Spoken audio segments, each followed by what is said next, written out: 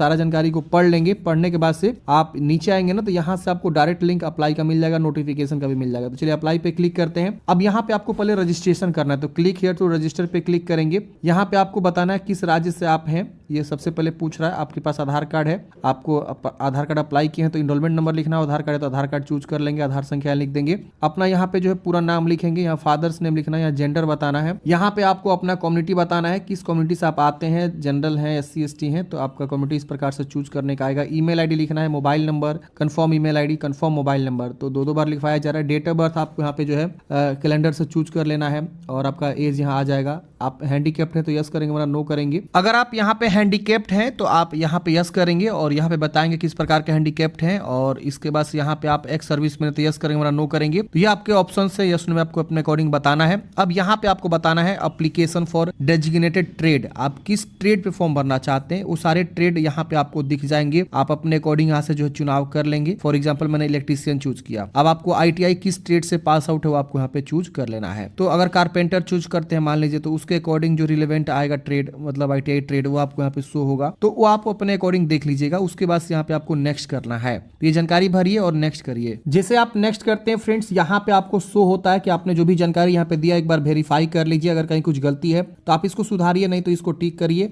और उसके बाद से रजिस्टर वाले ऑप्शन पे क्लिक करिए। रजिस्टर वाले ऑप्शन पे क्लिक करते ही आपका रजिस्ट्रेशन सक्सेसफुली हो जाता है। यहाँ बोला जाता है कि आपको जो है ID पासवर्ड, आपके जो है ईमेल और OTP भेज दिया गया है आपके मोबाइल पे। आप चेक करेंगे और उसको से लॉगिन पेज पे जाएंगे। तो चलिए इस पे क्लिक करते हैं। अब यहाँ पे आपको क्या करना है ना, रजिस्ट्रेशन ID लिखना है, पासवर्ड लिखना है, और यहाँ पे आपको लॉगिन करना है। तो लॉगिन करने के लिए आप अपने ईमेल आईडी को चेक करेंगे, तो ईमेल पे आपको एक रजिस्ट्रेशन ID पासवर्ड भेज दिया गया होगा। आप उस दोनों को यूज करके यहाँ पे लॉगिन करेंगे। तो चलिए मैं ईमेल आईडी को चेक करता हूँ, यहाँ रजिस्ट्रेशन ID पासवर्ड लिख के लॉगिन करता हूँ। जैसे आप लॉगिन करेंगे, यहाँ पे आपका मोबाइल नंबर शो होता है, यहाँ पे तुरंत एक OTP लिखने के लिए ऑप्शन आता है। तो आपके मोबाइल पे तुरंत एक OTP भी चला जाता है रजिस्ट्रेशन करते वक्त। आप यहाँ पे लिखेंगे, अगर OTP नहीं गया है तो रीसेंड कर सकते हैं यहाँ से। चलिए हम यहाँ OTP लिख के वेरीफाई करते हैं मोबाइल नंबर को। जैसे फ्रेंड्स आप OTP वेरीफाई करते हैं ना, यहाँ पे आपका अगला स्टेप आता है कि ओल्ड पासवर्ड लिखिए और एक नया पासवर्ड बना लीजिए। यानी पासवर्ड आपको यहाँ पे चेंज करना है।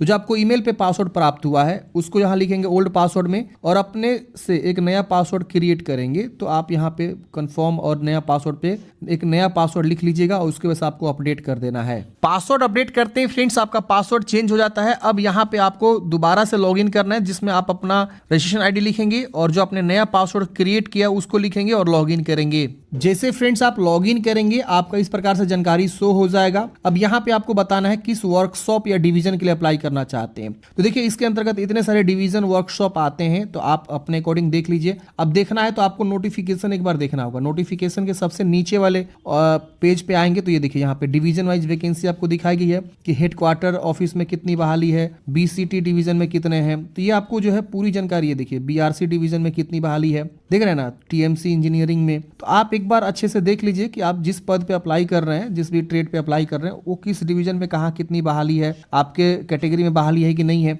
इस तरह से आप एक बार देख लीजिए और यहाँ से नोटिफिकेशन के अकॉर्डिंग जानकारी को समझ लीजिए, और उसके बाद आप यहाँ से चुनाव कर लीजिए। यहाँ देखिए इलेक्ट्रीशियन की बात करें तो देखिए यहाँ पे इलेक्ट्रीशियन में 1217 पद है, फीटर में 1614 पद है। इस तरह से आप जो है देख सकते हैं 5349 पद बहाली है। तो आप देख लीजिए अपने अकॉर्डिंग किस डिवीजन से अप्लाई करना चाहते हैं, उसमें से कोई एक डिवीजन क्या करिए आप जो है चुनाव कर लीजिए। जैसे BRC, BCT, ADI, RTM short form में लिखा हुआ है, और उसके बगल में यहाँ पे नाम भी लिखा हुआ है सिटी का। तो अपने अकॉर्डिंग देख के आप चुनाव कर सकते हैं, और फिर यहाँ पे आपको सेव करना है। अब यहाँ पे आपका इस प्रकार से शो हो जाएगा। अब यहाँ पे आप जैसे जो है आगे बढ़ेंगे तो यहाँ पे आपको अब बोर्ड बताना पड़ेगा कि आप आंध्रा बोर्ड, केरला बोर्ड या CBSE बोर्ड या अदर बोर्ड, किस बोर्ड से आपने पढ़ाई किया हुआ है। अगर मान लीजिए आप यहाँ पे अदर बोर्ड से पढ़ाई की है, मैट्रिक की जानकारी मांग रहे हैं आपसे, तो आप मैट्रिक की जानकारी यहाँ पे भरेंगे। अब यहाँ बोर्ड का नाम लिखना है आपको। मान लीजिए आप बिहार बोर्ड से पढ़े तो BSEB आप यहाँ पे क्या करेंगे, लिख देंगे BSEB पटना या बिहार, ठीक है ना, बिहार बोर्ड भी लिख सकते हैं। इसके बाद यहाँ पे स्कूल का नाम लिखना है, यहाँ पे पासिंग ईयर बताना है, कौन सी ईयर से आपने पास आउट किया हुआ है मैट्रिक। उसके बाद यहाँ पे आपको बताना है SSC का मार्कशीट नंबर, मतलब मैट्रिक का मार्कशीट नंबर, या आप जो है सर्टिफिकेट नंबर भी बता सकते हैं। अब यहाँ पे आपका मार्क्स वाला है सिस्टम की CGPA वाला, अगर CGPA तो CGPA, मार्क्स है तो मार्क्स। अब यहाँ सब्जेक्ट बताना है कि कौन कौन सा सब्जेक्ट आपने पढ़ा हुआ है। तो अगर हिंदी है तो हिंदी, और उसमें कितना मार्क्स मिला हुआ। मान लीजिए आपका हिंदी में 100 में आपका जो है मिला हुआ है यहाँ 100 रहेगा, ठीक है ना। और यहाँ आपका जो भी मिला है, जैसे मान लीजिए आपको 70 नंबर मिला है और यहाँ ऐड पे क्लिक करेंगे, देखिए हिंदी का मार्क्स ऐड हो गया। इसके बाद आप मान लीजिए पढ़े हैं मैथ, तो आप मैथ चूज करेंगे, कितना मार्क्स मिला, मान लीजिए 70 नंबर मिला है, इसमें भी 100 में। तो ऐसे करके बारी बारी से सभी मार्क्स को आप क्या करेंगे, ऐड करेंगे। आपका मैट्रिक में जितने भी मार्क्स सब्जेक्ट वाइज है आप यहाँ ऐड करेंगे। उसको से नीचे में आपको अपना पूरा एड्रेस लिखना है, जो भी आपका एड्रेस है प्रॉपर एड्रेस क्या करेंगे आप लिखेंगे। तो यहाँ पे आपको अभी फिलहाल जो मैट्रिक की जानकारी मांग रहा है, आप मैट्रिक की जानकारी यहाँ पे क्या करेंगे, भरेंगे।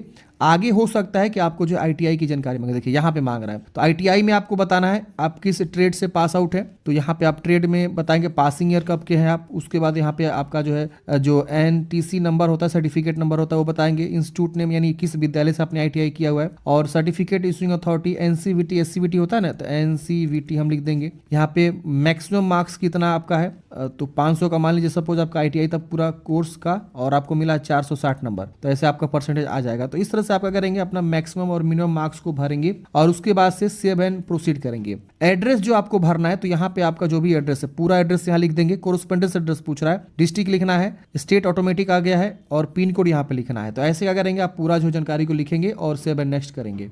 सेव एंड नेक्स्ट करते हैं फ्रेंड्स। अब यहाँ पे आपका इस प्रकार से ऑप्शन खुल के आ जाता है। अब यहाँ पे आपको जो है अपना फोटो सिग्नेचर अपलोड करना है। तो यहाँ पे देखिए डॉक्यूमेंट्स में आपको बताया गया है कि आप यहाँ फोटो को सिलेक्ट करेंगे और यहाँ अपलोड पे क्लिक करेंगे, आपका फोटो अपलोड हो जाएगा। यहाँ पे अपना सिग्नेचर को क्या करेंगे, सिलेक्ट करेंगे और यहाँ पे अपलोड करना है। यहाँ पे अब आपको डॉक्यूमेंट्स में क्या क्या अपलोड करना है वो देखिए यहाँ पे। तो डॉक्यूमेंट्स में आपको सबसे पहले मैट्रिक का यहाँ पे मार्कशीट बताया गया है, तो आप यहाँ पे मार्कशीट यहाँ चूज करेंगे और यहाँ पे जो है आपको अपलोड पे क्लिक करना है। ये पूछ रहा है कि आप सर्टिफाइड करिए कि आपका हिंदी इंग्लिश में आपका मार्कशीट है, तो आप यहाँ यस करेंगे। या तो हिंदी में होगा या तो अंग्रेजी में होगा, दूसरी भाषा में अगर है तो यहाँ पे आप नो कर दीजिएगा। और उसका जो है एक ट्रांसलेटेड कॉपी आपको अटैच करना होगा। मान लीजिए आपका पूरा का पूरा जो है ये मार्कशीट जो है 10वीं का मान लीजिए मलयालम में है, या मान लीजिए मराठी में है, या और किसी दूसरे भाषा में है, पंजाबी में है, तो आप उसको यहाँ पे नो करेंगे और यहाँ पे उसका ट्रांसलेटेड कॉपी एक अटैच करना होगा आपको। अगर नहीं है तो नो करेंगे, मतलब यस करेंगे कि आपका पूरा सर्टिफिकेट जो है हिंदी या अंग्रेजी कोई भाषा में एक है। अब यहाँ पे आपको 10वीं क्लास का ही मार्कशीट को अपलोड करना है। ये बर्थ सर्टिफिकेट के तौर पे मांग रहा है, आप चूज करेंगे, अपलोड करेंगे। इसको भी आप यस नो में बताएंगे उसी तरह से। फिर यहाँ पे आपको बताना है यहाँ पे अपना प्रोविजनल जो नेशनल ट्रेड सर्टिफिकेट होता है उसको, एनटीसी का सर्टिफिकेट यहाँ पे अपलोड करना है। और उसके बाद से यहाँ पे आपको बताना है एनसीवीटी या provisional certificate issue by the NCVT SCVT, मतलब नेशनल ट्रेड सर्टिफिकेट का जो है यहाँ पे उसका भी आपको ओरिजिनल स्कैन कॉपी आपको यहाँ पे अटैच करना है। ठीक है, तो यहाँ पे भी आपको देख सकते हैं यहाँ पे प्रोविजनल ही मांग रहा है, scan copy of consolidated marksheet. अच्छा, यहाँ पे मार्कशीट मांग रहा है, मतलब यहाँ पे आपको मार्कशीट ऑल सेमेस्टर का आईटीआई का लगाना है और यहाँ पे उसका सर्टिफिकेट लगाना है। ठीक है, यहाँ पे आपको कास्ट सर्टिफिकेट अटैच करना है, जो भी आप कास्ट से बिलोंग करते हैं। यहाँ पे आपको सेल्फ डिक्लेरेशन बताना है, ओबीसी के केस में ये मांग रहा है। गुरु एनेक्सर डी है तो आपको फॉर्म के नोटिफिकेशन में एनेक्सर डी नीचे में मिल जाएगा, आप इसको डिक्लेयर करके क्या करेंगे, एनेक्सर डी को क्या करेंगे, लगाएंगे। इसके नीचे यहाँ पे मिल जाएगा सबसे नीचे एनेक्सर डी आपको, ये देखिए एनेक्सर एच है, ये किसी और के लिए होगा, एनेक्सर डी आपको खोजना है और उसको यहाँ पे भर के और उसको जो है सर्टिफाइड करके यहाँ पे सेल्फ डिक्लेरेशन एक फॉर्म है उसको आपको यहाँ पे चूज करके अपलोड करना है। फिर यहाँ पे सेव एंड प्रोसीड करना है। और ये जितने भी डॉक्यूमेंट्स आपको अटैच करने हैं वो 100 से 200 KB के बीच होना चाहिए। पीडीएफ में आपको यहाँ पे अटैच करना है, विदाउट पीडीएफ रहेगा तो वो अटैच नहीं होगा।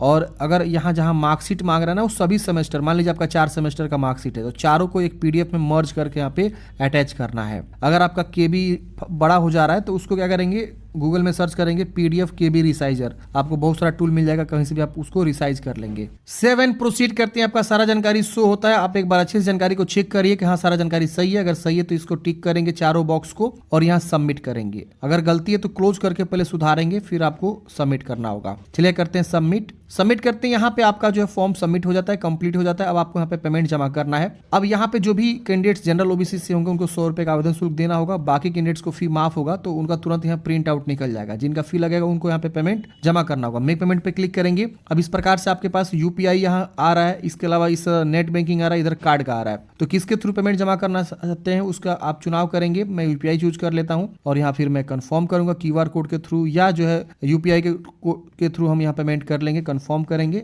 अब देखिए क्यूआर कोड आ गया, हम इसको स्कैन करके पेमेंट जमा करेंगे। इसके बाद हमको फाइनल प्रिंट आउट मिल जाएगा, हम इसका जो हार्ड कॉपी सुरक्षित रख लेंगे।